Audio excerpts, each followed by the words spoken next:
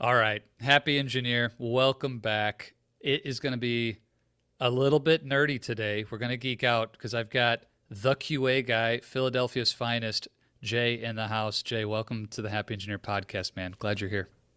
Maybe my favorite introduction of all time. Thank you, Zach. It's good to be here, buddy. How are you?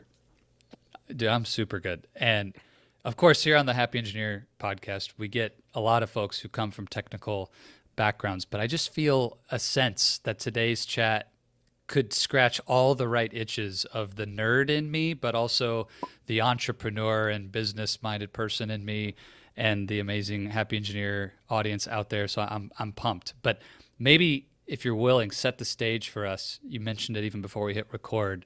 Your original background in software and in engineering. Tell us how you got started. Maybe even if you remember, like when did you write your first line of code? Give us a quick sense of where it all began. I used to make websites back in the Dreamweaver days in the mid 90s. That was when I started coding. My mom had a advertising agency. I started doing websites for her clients for like $1,200, which I thought was like the most money in the world back then. I guess it Yeah. was for like a 12-year-old or whatever. Um, That's so that's where awesome. it started. I wanted to make video games. I quickly found out that that industry is not the easiest to live in. So I went straight down the testing path. I went to Full Sail down in Florida for a bit, got my degree in computer science, specialized in game design and development, which was awesome. It's a great school, it's a great degree. I was equated to being an author. Anybody can write a book, but it takes a real special talent to write a top 10 bestseller. And I didn't feel like I had that ability with programming. I still program all the time and I love it. But when I found out about testing, I was like, wait, I get to apply all the things I know about software development and not have to code. That's like the best of both worlds for me. So I jumped into doing testing. Really interesting. So let's go to that top 10 secret sauce comment really quick.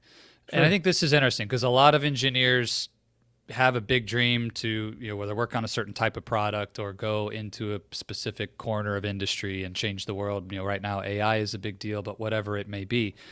What was it that actually created that awareness for you? How did you know that you didn't have it, or what made you believe that about yourself and look for a different path? My roommate was a guy named Dave Newbelt, and he works, I think, still maybe at Naughty Dog Games, like one of these staple game industry companies. He was such a good programmer to like name stuff after him at the school, like building or like I mean, it was crazy. Like he was really, really, really smart, and I could just see the difference between he and I. And like he was Yeah. the example of like he gets it, he dreams it, he sleeps it. Like I don't have that passion. Like I love to create stuff and I love to code and I love to make games and be a designer and all that stuff. I think seeing greatness kind of sealed the deal for me that like he's a different level. Yeah. Seeing greatness close up. I've had those moments in my life. I Yeah, remember too thinking I'm not the smartest engineer in the room. I was right. very good at mechanical engineering, but I didn't ever see myself as the guy who would take anyone's breath away with my Hmm. ability to do the math, so to speak. So, what would you say to someone who's maybe feeling like that's them? They're not that top 5, top 10% genius in engineering, whether it's in software, electrical, doesn't matter. But maybe they have that moment where they encounter greatness and they feel a gap. You've come a long way since that moment. What would you give the advice back to yourself? Did you do the right thing to pivot and you'd go that route again? Or you'd say it doesn't matter? What do you think about that? It's a really interesting question. I think that people can find something that they can excel in a path that they've taken, even if it's not the thing that they thought it was, right? I just want to make really cool video games. And I found a way to still do that. Like I got to go work for a game company. I got to eventually be a game designer. I didn't give up on my dream, which you could frame it in one way Yeah. and say, like, oh, he's not, but I still took everything I learned. I applied it to quality assurance, applied it to game design later down the line. And I don't think it has to be hard line in the sand. The people that I went to school with could write game engine code. And that to me, not only is that not fun or attractive at all, it's just not in my mental capacity to do that. Like I can't think the way that these people think. But that doesn't mean I couldn't still be a great engineer or a great QA engineer or a great product Mm-hmm. person or a great designer or a great whatever. So yeah, I would definitely do it again the same way. I really feel like I got lucky and got bailed out, quite honestly, because I didn't even really know what I was. I mean, I was going to graduate, but I didn't really love the prospect of sitting somewhere with somebody looking over my shoulder, Yeah. telling me how crappy my code is, because in my head, I knew it was probably not as good as the guy next to me. I really like this sort of wayfinding creativity that you don't have to just bang your head against the wall and try to be somebody who you're not, but the peripheral vision. It's like, don't put the blinders on. It has to look this one way when you're coming out of college. There's a lot of different ways to use that genius and that passion without killing the vision or Yep. changing the dream. So, what was your 9 to 5 corporate experience like before you actually started what is now an incredibly successful QA company? Tell us about those W-2 days. I worked for Megatouch, which is a touchscreen game company, as a tester for a long time. Look back, it was like 7 years, I think, which is like probably the longest I was anywhere. And then I got an opportunity to work at a medical software company, and it was a huge company. It was big, a next gen healthcare. It was not for me. It was a cube farm, thousand some people in the office. It was just like it just wasn't the vibe for me. Like I had no real impact. Like the stuff I was talking to my manager, and he's talking about, well, you can go down this path and do this, and then after a couple years you can do that. And I'm like, dude, this sounds just like the exact opposite of what I want to be doing. And again, I got bailed out. I was sitting at my desk. I didn't even know I had a phone, and it rang in my cube. And this guy was like, "Hey, would you like to interview at a startup doing QA?" And I'm like, "Yeah, sure." And I, took it. Um, and I bounced out of that and ran out as fast as I could. And I did have the question though. Like I definitely had the thought, and it may be kind of some people have experienced this where you're at somewhere where you perceive as safe. This is great. This is a huge company. Why would I leave that for this smaller company that's less stable and whatever? I literally had that conversation with one of my coworkers who was a guy who'd been around for a long time. He's like, dude, let me just tell you, you're not more safe here than you are anywhere else. So I leave, and 3 months later, the director of the unit I was in called me and said, hey, we're laying off your whole department. Do you have any jobs at this new place that you're working at? So not only like was it probably not Wow. safer, it wasn't safer. So like that, you're no safer in these big corporate environments where it feels nice and cushy. Like you can kind of skate along a little bit, and you can kind of just be a cog in the wheel and whatever. But that also means that when push comes to shove, like you're out and they're not even going to think twice about it. So I jumped off in the startup world and then bounced around a bunch of different startups and started doing consulting on the side, and then built this into what it is today. I think it's really important to allow that truth that no particular size or scale or type of work is inherently safe. And I'm not sure where we came off to this cultural belief that working in the Fortune 500 or working in the FANG organizations or working it's kind of the pinnacle of career and the safest place to work. And I have countless clients who landed the safe, secure job, and then the next day they no longer work at Amazon. They no longer work at Spotify or Apple or wherever they are. So really important. You got lucky, in that sense that you couldn't have predicted that timing, but so many people don't actually believe what you just said. So just want exclamation point, super true. And I'd say just one other point to that real quick is that I think part of that trap is the benefits.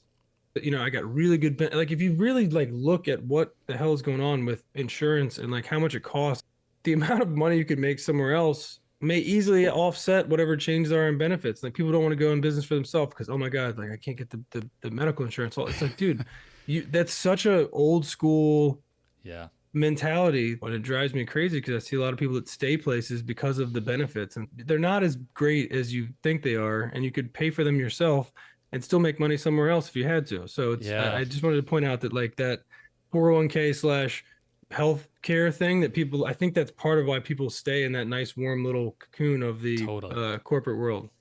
Totally. I've found it's not only the belief that those are important, it's just this general fear that I wouldn't be able to figure that out on my own, or it's like complex and okay, it's not the greatest set of systems in the world. Let's be fair. I'm not a big fan of the insurance things I have to do as an entrepreneur now, but it's not that hard. If you can write code, if you can be an engineer, you can figure out your freaking health insurance. So, all right, big companies, startups, and now consulting and building a consulting agency. You've done all three. Lots of engineers have the dream of moving from one to the other. Maybe they're in a small company today. They think they want to be in a big one. They work at Oracle. They'd love to go to a startup. Or they've dreamed of starting their own business their whole life. They're too afraid to do it. So before we talk about the journey of scaling JDA QA and what is your current crushing it consultancy, what would you say are the top couple benefits of each of these? So yeah, when you're in the Fortune 500 or a big company, like these are the things that are really good. Make sure you learn this. Like don't miss this side of what you can take away. If you're in a startup, you need to focus on learning this. If you're in doing your own thing, what are the top benefits of each, having done all three? I would say don't miss the ability to network in the bigger companies. I mean, it's such an overused word, but a lot of the people that I talk to today are still people that I met in these big companies. Use that time to hone your skills, because somebody else, like these big corporations, will most likely pay for, what, training or whatever you're doing, Yeah, or learn from totally. other people, learn from all the expertise that you are surrounded by. Use any extra time you have or after hours time while you're working these big gigs to do consulting, look at doing freelancing, try to pick up some other job on the Yeah. side, because it's much easier to blend in, and just like kind of get your job done. And then when you're, maybe it's 20 minutes over lunch or like an hour at the end of the day, whatever it is, like you can fit in time. And I'm not saying take time from your big employer Right. to spend on Right. the other, but use that time wisely, learn the processes and kind of understand what is happening, and that will serve you in your consulting or business owner life later. See how smaller teams work, see how the gaps, understand what it is they're actually trying to build. And for the software product, understand how that works from soup to nuts, right? From learn who the designers are, the product people, the project people, the developers, the QA people, the DevOps people. Like learn what all these people do, and just that ancillary knowledge will be huge when you go off to do Yeah. Really consulting. good. Really good. I love the focus on the networking piece in the big company and just starting to master those skills and how to connect and how to influence people who don't care about you and get people to want to help you when it's not their job. Super good. Okay, let's talk about kicking off your now it's this big multi seven figure 60 plus employees doing software QA, but it started as just you. Am I right? That's correct. Started as So just me. was it a side hustle thing first, or you went cold turkey, quit a gig, and just started consulting? What was the origin story of your now business? I did it in a very de-risked kind of way. I did Okay. freelancing online and did consulting on Upwork. My wife was an overnight nurse. I mean, I went in there a couple times. It was like not a fun place to be. Wow. So I was trying to get her out. And my favorite thing is like I got applied for Uber and Lyft and like got turned down because my license was from Virginia or whatever. So I couldn't even do that on the side. So I like went online. Wait. Yeah, You you got turned down by Uber and Lyft? yeah, yes. By the two places That's that will hire anyone. anybody. Oh Like man. I don't even think you have to have a license, but apparently Like mine was from the wrong place. my ego hurts for you, Jay, Yeah, that you I got turned mean, down by. look, it was the best thing that ever happened to me. So I wear that proudly. So And so you I found yeah, keep online going. contracting stuff and found Upwork. It was elance.com back then. Oh, that's They right. got bought by Upwork, or they merged with Upwork or whatever it was. So I just built a profile. I was doing a couple gigs here and there, and eventually got to the point where I started thinking like it would be great to have somebody else do some of this work with me or for me. And I had an opportunity. The company like didn't really care if it was me doing the work or not. I got that sense from the initial call we had, and I was like, this is it. This is the one. So I reached out to a guy that I used to work with in Megatouch. I was like, hey man, would you want to pick up a couple extra hours a week just doing some work with me? And he's like, yeah, Yeah. absolutely. He's my first and longest tenured employee, still works for me, still really Oh, good friend. amazing. When I saw him like a couple weeks ago, like we're really good friends. And so I just built it from there, and I started pulling in more people and started to kind of build out the infrastructure. And I still had 9 to 5 jobs the whole time. So it was definitely de-risked. I left somewhere for like a couple months, and then like one of our clients for JDA QA hired me to work for them, and they would give me a C-level position. So I was like, I guess I'll take it. And I got really lucky at one point. My COO, Autumn, who's just the best in the world, lives in Ohio. She had the option to either take a raise and not work with me anymore because she was working part-time, or come for me full-time. And I was like, that's crazy, because that's the first money that's coming out of JDA QA that's not billable time to a client necessarily, right? Like she's doing stuff for the company, which was like a Yeah. huge shift. And it was, it's a 6+ figure job, and that's a Yeah. lot of money to take out of your bottom line if you're, when you run a business. So, but looking back again, it was the best decision I ever made, that helped me, that freed me up to be the sales biz dev guy. And she just crushes operations, and we've kind of built out this infrastructure of resources and operations and contracts and whatever. And my job now is just to do marketing, sales, and biz dev, and like make sure that I become the QA guy of Philadelphia, and then spread that out across the rest of the country. So that's a Brilliant. condensed version, or maybe not condensed version, of how it happened. Were you in Philadelphia when you first started? Yeah. Amazing. So, do you think that anything you did from day one, side hustle consulting, through to now, was especially unique that made it a success? Or, in your estimation, we just did the work? Tell us, I mean, I don't know, any secret sauce? There's nothing unique, man.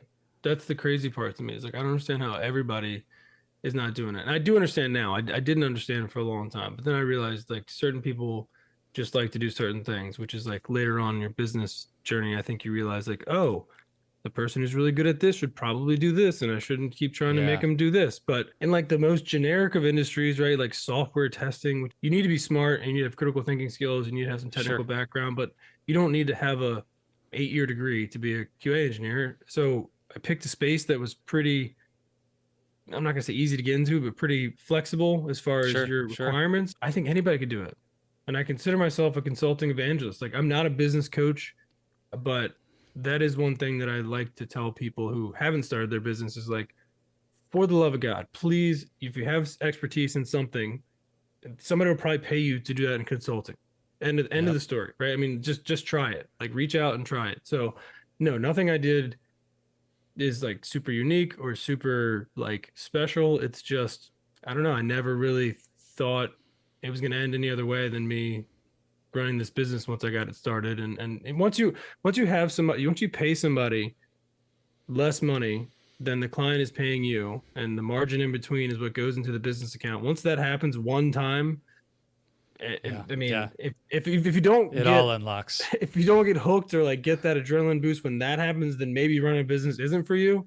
But when that happened to me, and I'm like, wait, I don't have to work for that money. Like somebody else is going Yeah, to work, and I'm going to get the margin in between. That's when the top came off, and I was like, yeah, let's do this. yeah. Brilliant. I think there's this belief that people hold, engineering leaders I coach and work with, who want to start a company but are looking for their USP, their unique selling proposition, or some X factor, or some new product that's never been invented, or that they want to go create the next Facebook or whatever. And a lot of the really successful founders and CEOs who I know, frankly, Jay, they built really boring businesses, but they're just great at this one thing. It's not a rocket science thing, and they do the blocking and tackling right every day, and they really have an amazing lifestyle built around that, and they do work that they love. It's fun, they enjoy it, but it's nothing really really special. What's your take on where that came from? This sort of sexiness of entrepreneurship. You got to have this brilliant thing. I mean, is there any truth to that, or you'd say this is just marketing around the big names, or like where did we fall into that trap that you have to be something really really unique in order to be successful in entrepreneurship? It's a human thing to think that you need to fall in line with what everybody else is doing. Like, go do your job. But it's changing. I think people, the whole pandemic situation, like people could work from home. I think that is going to unlock a bunch of entrepreneurs from being like, oh, I could just do this for myself from home and not drive an hour and somebody else pay me. I mean, it's so, Yeah, and I think we as entrepreneurs that have done it do take the time in our lives when we weren't doing it, we take that for granted. Like, we didn't do it for a long time for some reason, right? There's no reason why you couldn't have started this when you were yeah, 17, or like, as soon as you could like knew what business was. There's no, but Yeah, after right. you've done it, you're like, oh, well, just go start a business. Like, just go do it. And it's like, it's so much easier. And after you start one, you could start 100. Like, it doesn't Yep. matter at that point. It's a very easy thing to do. I think it's just a confidence thing, and people feel lost. I do think there's a real problem with building products, like digital products specifically. It's still very, people don't know how to do it, and they spend a lot of money trying, and there's no blueprint that's just readily available for people. And if they do, they don't want to hear it. They want to say, I've got this really great idea. It's going to be the thing that makes me a lot of money. And I think it, again, it's a confidence thing. So I don't, but I totally don't subscribe in that, right? There's Yeah. so many people that waste a lot of time and money trying to build something that they think is a good idea that nobody else does. Which, like, at Hmm. the end of the day, if people aren't Hmm. paying you for your product, what the hell are you spending your time on? Your comment about once you've done it, it's like you just do it. It's not hard. I I had a guy reach out to me a couple weeks ago, Jay, and he's like, "You're a coach, right? You coach engineers?" Yeah, that's what I do. He's like, how do you get into that space? How do you do that?" It was a funny question to me. 'Cause it's like, well, you you just do it. Like Right. there was a day when I was not a coach, and then there was the day that I offered someone coaching for money, and they said yes. And on that day, I became a coach. Like it was a side thing. It was just like I was working full time, and I did it on the side. And then as soon as the first person said yes, and I saw the check come, it's like, oh, I guess I can make money coaching. And there's a lot more to the story, but it was just funny. It's like, what do you mean? How do you become a coach? Like you just do it. You either Right. people will either pay you for it or they won't. Like, Yeah. there's not. So yeah, I think there's something about that confidence to simply cross the threshold and say I can. And I'm curious for you, for an engineer listening to this, is the consulting evangelist in you. Would you still go back to like, look, even right now, it's December 2023 as we're recording. If you need a place to start, go to Upwork, find a project aligned with your skill set that you can do and do it. Like, is that the place you would begin, or is there some other, or are there multiple starting points to help somebody crack into this space? I would say 2023 Upwork has been a different animal than pre-IPO Yeah, Upwork. It's certainly a fair. different landscape now, and they've done a lot of things that make it, I would say, a little more difficult to just spin something up. But it's still my first suggestion. Something that worked really well for one of the people that I hired to do consulting. I worked with a girl at that medical software company, and years later, she reached out and said, "Hey, I'm doing marketing consulting now. Would love to hop on a quick call and talk about it." And I was like, sure, like whatever. And I ended up hiring her and paying her $120 an hour to do like marketing consulting with us. So it's like such a like dirty word, but like network, your network of people that you've worked with before. The younger you are, the smaller that list is going to be. But if you've been doing it for 5, 10 years or whatever it is, you're going to have a pretty good Rolodex of like different people that have come in and out of your work life that you could reach out and say, "Hey, I'm doing this." And either they're going to have somebody that could use your services, they may be able to use your services, put it on LinkedIn, let people know Yeah, what you're yeah, doing. And then, the last thing would be, depending on your business, the Chamber of Commerce in whatever city you're in is sure, yeah, probably a great place to meet some people. That's what's weird about business to me and sales in general. It's not predictable, really. Like you could get the first person you reach out to, or it could be the 100th person. And I think maybe that's like the fear and the difference and the confidence is you don't know. You're like, am I just going to waste a bunch of my time like trying to ask people? But the people who do are the ones who are successful, and the ones who don't are that's the right. ones who sit That's right. around and just like wait to start something. Yeah, you can confidently say if you talk to no one, you'll never have a business. Correct. So you 100%. might Yes. we Yes. might as well Great start point. I like start that. the conversation. Yes.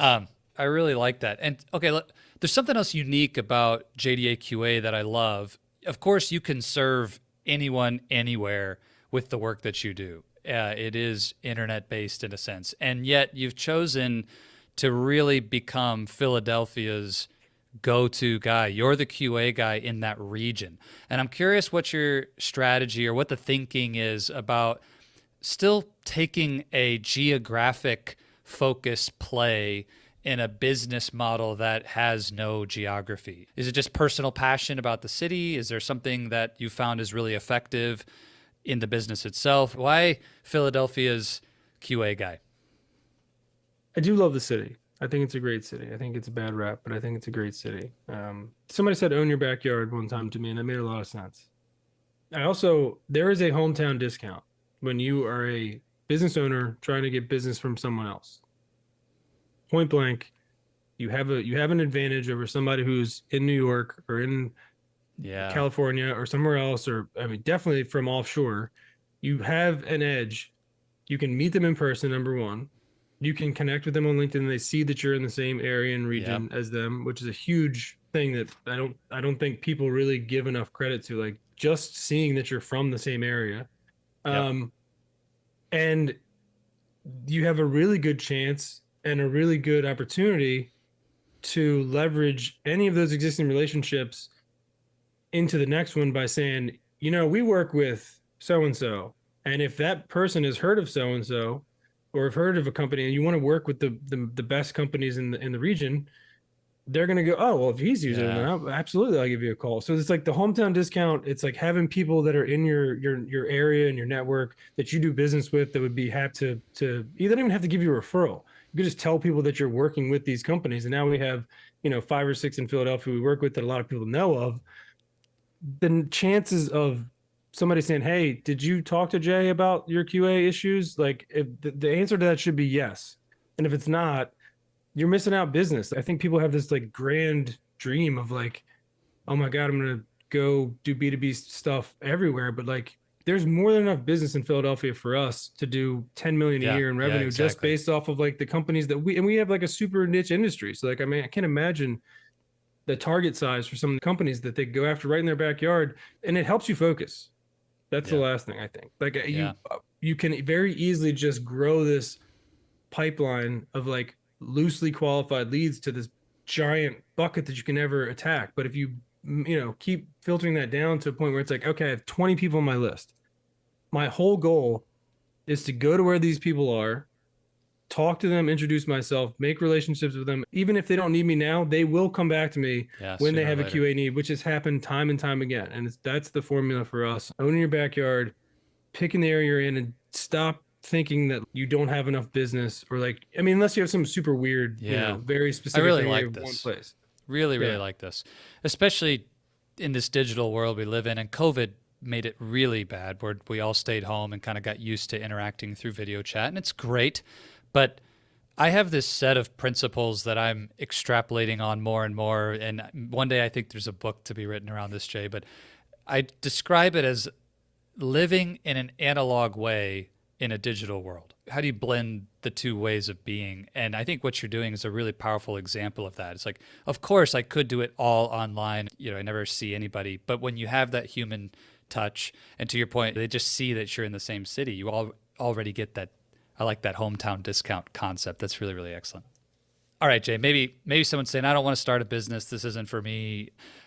But there's something about your approach that anybody in any path of life can benefit from that I didn't want to leave our conversation without touching.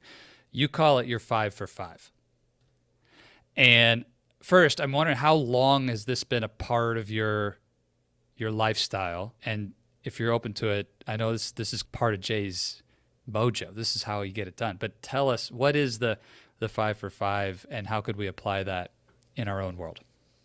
It started over lunch. My flight instructor was talking to me one day and he was telling me the story about this guy who ran a mile every day for like 7 years and he like broke his leg and there was all this crazy stuff. Some reporter asked him like, how do you do it?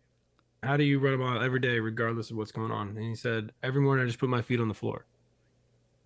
That part stuck with me. My flight instructor is an early riser too, and he's like, "You're having problems getting up at 5 a.m." He's like, "Just put your feet on the floor, dude." He's like, "Put your feet on the floor and get up." Right, and it was like the biggest, stupidly simple thing I've ever heard, but it really stuck with me. This was a couple years ago. I immediately started doing the early wake up thing, and then layered in these different pieces, working out every day to get my heart rate up in some capacity, whether that's strength training, cardio stuff, core stuff, whatever. Just do something. I mean, I had like a bad back kind of in my 20s and 30, early 30s, and stretching every day has made that go away completely. So I just do like a 10-minute stretch. I meditate every day. I use the Waking Up app, which is a great app that kind of guides you through your first 30 days and then just does daily meditations after that. And then the next one is kind of journaling slash objective setting for the day. That's the kind of 5 for 5 in a nutshell. I've been doing it for a couple of years now. I also like religiously track everything I eat. I mean, everything. I have a scale, everything I've eaten for, I think it's 800 days or something. I've tracked everything. So it's overplayed. You know, you hear all the business coaches talking about it, but there's definitely a lot of truth to being tuned in physically affecting your mentality. And like, it's Yes. just, you know, people beat you over the head with that, I think, these days, like just telling you how important it is. But it is night and day difference. You do that for a couple weeks where you're getting up early, you're working out, you do like by 6:30, there's no regrets at the end of the day of like, oh man, I wish I worked out, or oh man, I wish I ran out of time so I couldn't meditate, or what. Like, there's no Mm-hmm. excuse. Like, you get up, there's Mm-hmm. nobody else up, you do your thing, and then by 6:30, it's only up from there. Like, there's no Yeah. real, you feel tuned in and locked in. So that's my 5 for 5. Let me make sure I have the 5 points accurate. And I'm curious if there's any rhyme or reason to the order of these. But the 5 a.m. wake up itself and the feet hitting the floor is number one. That has to The come first. Yeah. Okay. Sorry. So which comes first, Jay? Do you stretch first or Yeah, do you get out of I the bed first? definitely get it out of the bed. Okay. Whew. Okay. I haven't lost my touch yet. So wake up, workout, stretch, meditate, and the journal.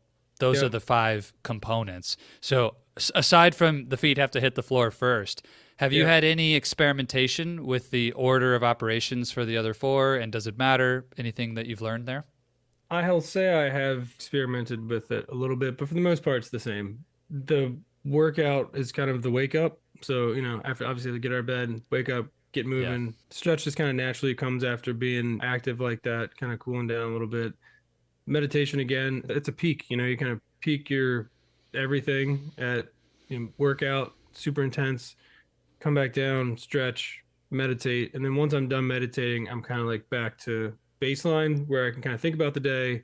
I've done all the things I need to do. And it's like, all right, what are the top 3 to 5 things I need to get done in Yeah. my family, personal, and work life today? And it's been pretty powerful for me just to be able to cut out a lot of the noise because my to-do lists grow very big. And if I look at a giant Isn't to-do that the list, I will do truth? nothing. I like to at least pare it down to 3 things. Super good.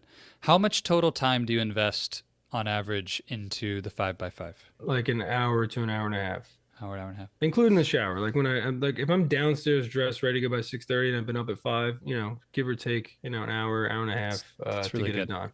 Yeah. That's really good. So I have a similar structure in my day, and morning routines might be one of the most talked about things in personal development. Everybody has their spin on it, and lots of folks are, you know, contrarians around this to get people's attention and whatever. But at some level, I love the fact that by the time my butt is in this seat and it's time to work, I've already stacked up so many wins for the day and things that I know are going to help me hit my long-term objectives around being healthy and having energy and being, you know, the happiness and the investment into stuff that matters. It's almost like the day is won before I've even started, and I love Yep. that feeling. I Yeah. love that feeling. And then it, you know, the journaling piece, we use a tool we call our playbook within lifestyle engineering and the work we do in our coaching. And that playbook rhythm for me is part of that journaling practice. I've already decided what I'm going to do today. And so I literally just sort of flow and execute the plan.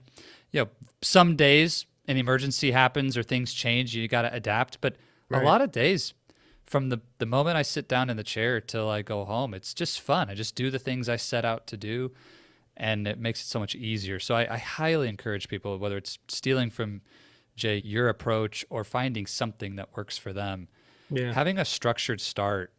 I, I just, it's a huge part of my success too. I don't know. Do you know anybody who just completely wings it when they wake up in the morning and is super successful? Have you met anyone like that?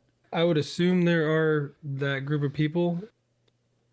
I don't know, man. I don't think it's a coincidence that like the vast majority of everybody you hear about that's successful has a morning routine. And I'm like the last guy who's gonna be like pushing the 5 a.m. club, and like I don't care what anybody does, but like it does work for me and I can Yeah. see why other people say it. So, you know, if it Yeah. does benefit other people, then give it a shot. You know, it's not gonna hurt anything. Yeah. Be an It helps you go to engineer, bed run a early. test. Run a Yeah. test. Yeah. No, and Design an I can tell you, experiment. I've run those tests and it sucks. Like you definitely feel like you are missing out on something when you don't get Yeah. that done, you know? Yeah. Like you said, I like the small, like you have so many wins when you sit down. I think that's 100% true. And I don't think people, and also drinking a lot of water during that process, I can Yeah. certainly tell a difference like later in the day where I'm like, God, I'm just like dragging or I'm like, don't feel hydrated. Like that's 100% why, because I get in the habit of drinking water and then I'll drink it all day. But Yeah. those days that I skip, you know, I may not drink water until, 10, 11 o'clock in the morning. I'm like, why am I like, I feel like I'm gonna Hmm. die. And it's like, Hmm. just because, speaking of that, I probably should drink some water. But Take a sip, yeah, man. Take a it's a sip. long, it's a long day if you don't. We make our living with our minds as engineers, in the work you and I do, most anybody listening to this, it's our mind that creates the value, and a strong mind exists inside a strong body. And I think you got to take that seriously if you really Yeah. want to find your peak potential. So, if someone wants to run this test and go for this morning routine and the 5 for 5, how many days would you suggest is a good experiment for them to see if it's helping them and getting any kind of meaningful results? If you were just going to help somebody design that test, how many days do you need to do it before you could draw any conclusions about its efficacy, if you will? I think really you have to do anything for like 3 weeks before and you'll know whether it's for you or not. Like a full 21 days is like a long time to do anything Yeah. every day. So I Yeah. think that's once it starts to feel like it's been a long time, like measure my food, like I don't even think about it. Like it's not a question. Like everything and it's because I did it for I struggled with it forever. I wanted to do it, but I did it for a few weeks, and once I did, I'm like, now it's just I don't Yeah. I got think to about have it, and it's this. been the best habit that I have, I think. It's awesome. I was going to say 30 days. You said 21. And so I think Split there's the two, somewhere in two there. data Yeah. points, but I'm with Yes. you. There's something about like a 1 week, you can brute force it. Anybody can kind of make it happen for a week if you're really willpowering it and whatever. 2 weeks starts to get tough, but a lot of times for me, that second week, I get kind of agitated, Mm, and my mind is fighting against the new thing, and I'm falsely creating negative energy around it. Week right. 3, 4 is where you finally start to see if it has any meaning. That's been my experience, at least. So, Jay, this is awesome, and so much more we could dig into. I know happy engineers out there are going to want to understand more about your journey, or potentially they need your help in terms of software quality, and they need to reach out to JDA QA. So how can people find you, your company, your work, and get connected? JDAQA.com. You can reach out to me there. We'll be happy to chat. And if you want to talk about anything we talked about today, happy to talk about that. Perfect. That will be in the show notes. Happy Engineer, go check it out, as well as on our website, all the other ways to find Jay on socials, etc. So please do connect. If anything about this resonates for you, you want to walk a similar path that Jay has, go start your consulting side hustle gig. Don't wait. Just do it. Don't wait. Jay, thanks for your time today. And I'm curious where we'll go as we wrap up here. You know it well as a consultant, as an engineer. Questions lead, answers follow. And in our life, we all want better answers. So we need to start asking better questions. What would be the question that you would lead the happy engineer with coming out of this conversation? Why haven't you started your consultancy yet? I think that's it. Why haven't you done it?